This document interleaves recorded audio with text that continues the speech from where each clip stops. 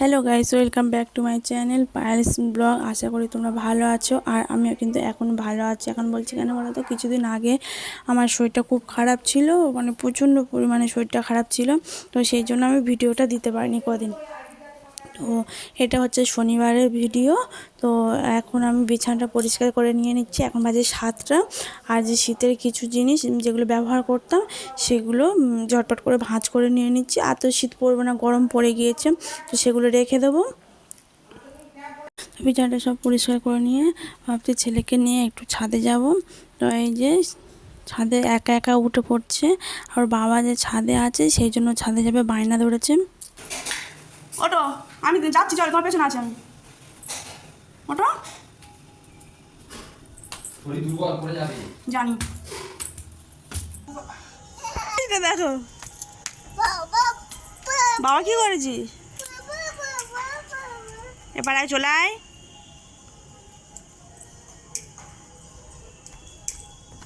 নোনো নোনো,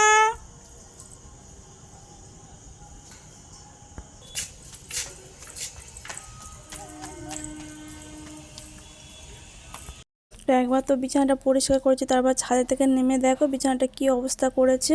বাজাও, জোরে বাজাও, জোরে জোরে বাজাও।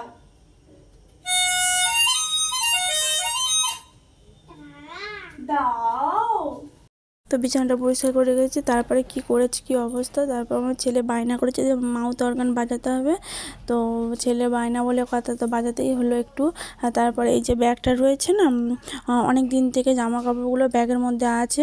তো সেগুলো ভাঁজ করে নিয়ে নিচ্ছি, জামাগুলো, শাড়ি টাড়িগুলো কিছু ভাঁজ করে রেখে দেবো। একটা বিয়ে বাড়ি পড়েছিল, তো সেই বিয়ে বাড়িতে যাওয়া হয়েছিল, তো সেই ভাঁজ করে আলমারির মধ্যে রেখে দিয়ে দিচ্ছি। আর এদিকে আমার ছেলে যে শান্ত হয়ে দাঁড়িয়ে রয়েছে, কারণ ওদিকে ফোন রেখে দিচ্ছি, ভিডিও হচ্ছে দেখে চুপচাপ দাঁড়িয়ে আছে দেখো। তো এখন ভাত খেয়ে নেবো। দেখো ভাত খাওয়ার আগে একটু ডিম ভাজা খাওয়ার ইচ্ছে হচ্ছে, তো ডিম ভাজা কেউ খাবে না, আমি আর মা খাবো। তো মাটা ভেজে দিয়ে দিচ্ছি, আমি এদিকে ডিম ভেজে নিয়ে নিচ্ছি, যে কড়া বসিয়ে দিয়েছি।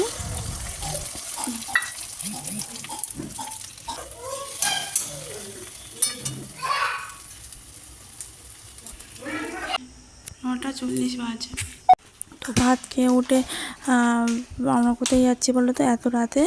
তো এখন তো 9:30 তোমাদের দেখিয়ে দিলাম।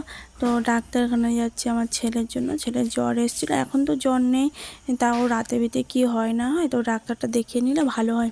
তো এই যে চলে এসেছি, এসে দেখছি ডাক্তার দেখানো হয়ে গিয়েছে। মানে আমার বর আর আমার ছেলে একটু আগে এসেছিলো, আর তারপরে আমি এসেছিলাম। তো এসে দেখি ডাক্তার দেখিয়েছে। তো ডাক্তার বের হচ্ছে, তখনই দেখা হলো।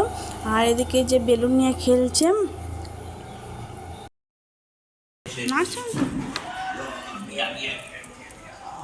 ও মা,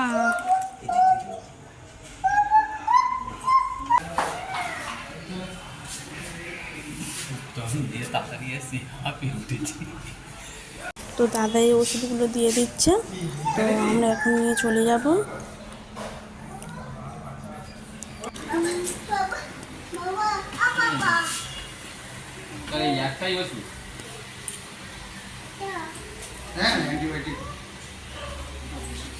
তো আমরা এখন এবারে চলে যাচ্ছি, এই যে নিচে চলে এসেছি। আর এখানে আমার ছেলে আগে অনেকবার ভর্তি হয়েছে, সেই জন্য সব কিছু জানে কোথায় কী আছে। তো অনেকটা রাত হয়ে গেছে, তো সেই জন্য একটু ঠান্ডা ঠান্ডা পড়ছে।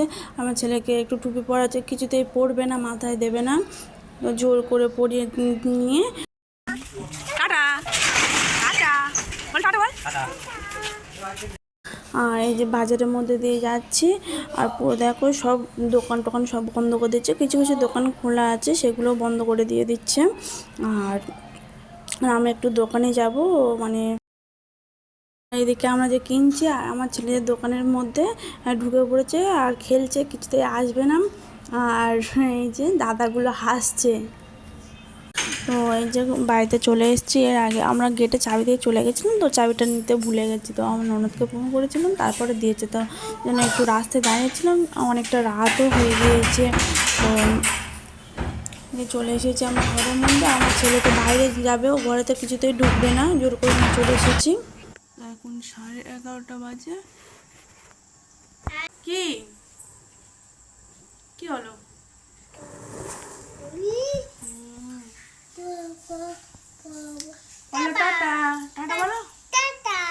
নাইট। আচ্ছা আচ্ছা, বলবে না গুড নাইট?